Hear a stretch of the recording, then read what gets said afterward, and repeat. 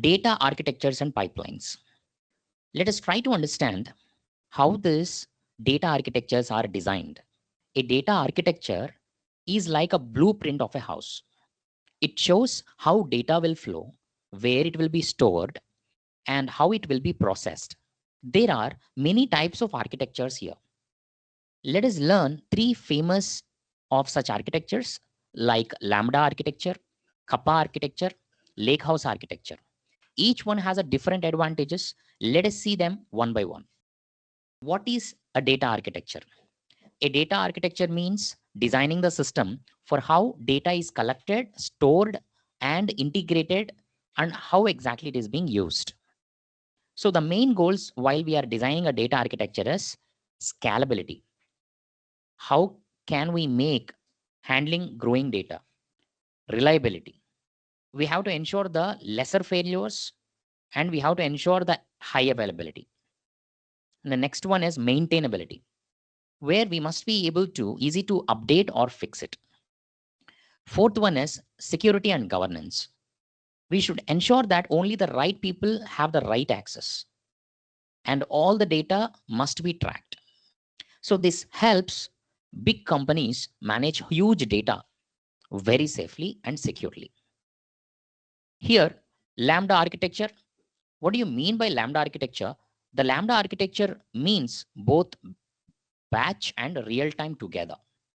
It will have three different layers. Number one is a batch layer, which will collect the raw data and processes in large chunks. For example, every night report of a sales. And number two, speed layer. The speed layer processes live data instantly. And we can take an example showing the new orders on the dashboard. And final one is a serving layer, where in the serving layer, we will combine batch and also the stream results for final queries at the end. So what are the advantages of using this particular Lambda architecture? We can have a reliable and more accurate results. And whereas coming to the disadvantages is nothing but complex logic input, which requires two different systems. So we can commonly use this one in the different cases like where you want both live data and also history, which is quite more important. Now let us see the another architecture, which is called the Kappa architecture. Kappa architecture is a simpler version of Lambda architecture, which will use only streaming data. So when the data comes and then it will get processed and then it will get stored and then it will be used directly. There is no batch layer here. And this is quite best for live systems and IoT data. When you consider about the IoT data, for example, you can take the IoT devices like sensors and smart devices and all. It is expected to provide the continuous updates like stock prices and train delays and all. So what are the tools that we will use while we are working with the Kappa architecture? Kafka, Flink, Azure Stream Analytics, AWS Kinesis. So these are all the tools that we will use in order to work with the Kappa architecture. So Kappa architecture is a fast and simple, but this is not ideal when you wanted to implement the reprocessing of the entire history of the data. I mean to say reprocessing of the full historical data. Now let us focus on the Lakehouse architecture. Lakehouse is a modern architecture which will combine the best parts of data lake and a data warehouse. What does that mean about? From the data lake, we can get the low cost and flexibility, where you can store the raw files like images, videos, and CSV files. Whereas from the data warehouse, we will get the structure, we will get the queries and the BI tools where we will use. If I wanted to keep it in short, we will store everything at one place. And then we will run the real-time and historical analysis. And we can easily connect with different tools like a Power BI or ML models as such. So finally, what are the tools that we can use in order to implement this lakehouse architecture is Delta Lake, Databricks, Synapse, Iceberg, Snowflake. So these are all the popular tools that we will use. So here, these are all the even very popular tools in the cloud-based systems as well. Now, let us try to understand the traditional data warehouse architecture. Before the lakehouse and the cloud, most companies used these kind of a data warehouses. These are structured systems mainly used for only the business reports. Let us see how it works.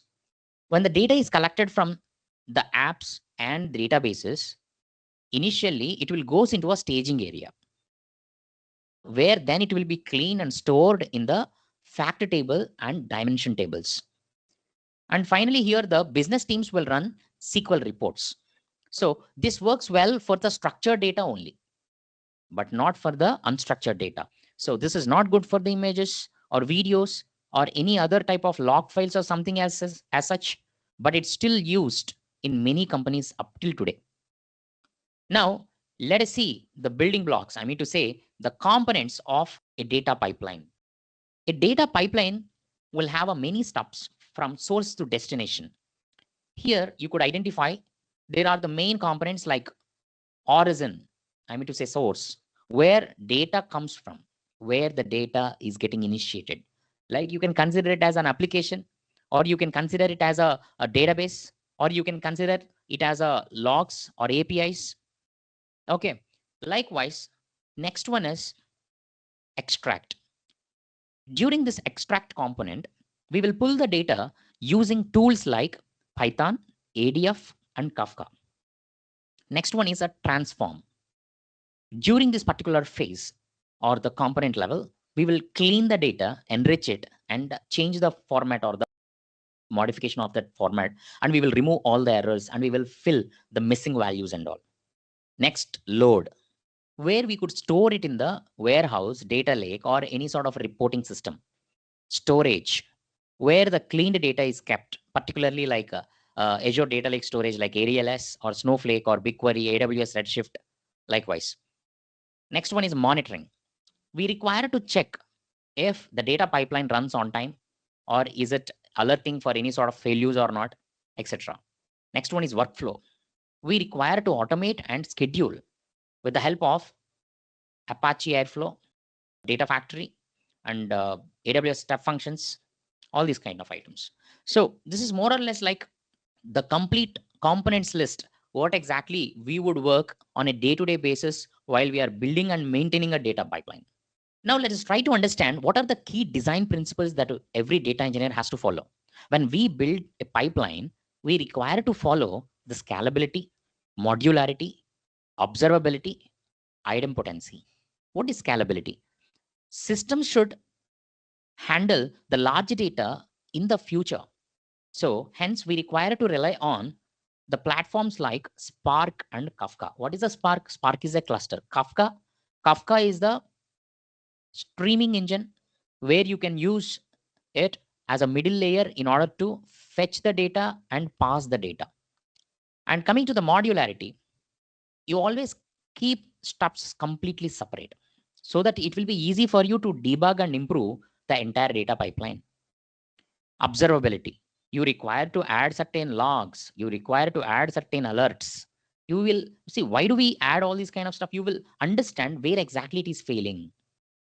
Idempotency, for example, when your data pipeline job is running twice, it should not create duplicate values.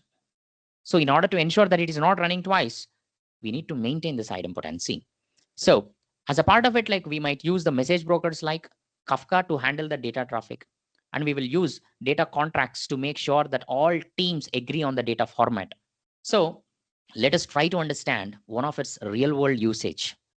Let's look at a real use case from the logistic domain, where you could see on an everyday, day-to-day basis, particularly in India, one of the largest logistics that play around with the help of, Zepto, Swiggy, Zomato.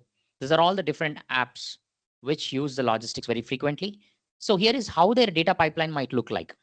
Orders and vehicle data will go to the Kafka topics, where this is where the real-time ingestion is happening. And once after which, the stream analytics that shows current delivery time or the route.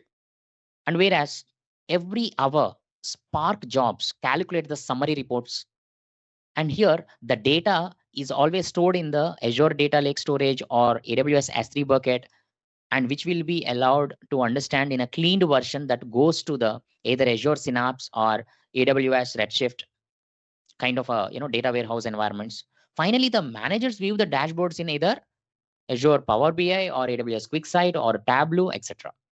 So what's the result out of all these kind of activities? The real-time tracking for the customers and historical reports for the managers, which will improve the delivery speed and also the customer happiness. So this is what we thought of understanding in this particular topic. And here is the end of the topic. And the final summary is nothing but like we have just gone through understanding different types of data architectures and the pipelines. What is the data architecture and different types of data architectures here, and components of a data pipeline and key design principles inside. Thank you.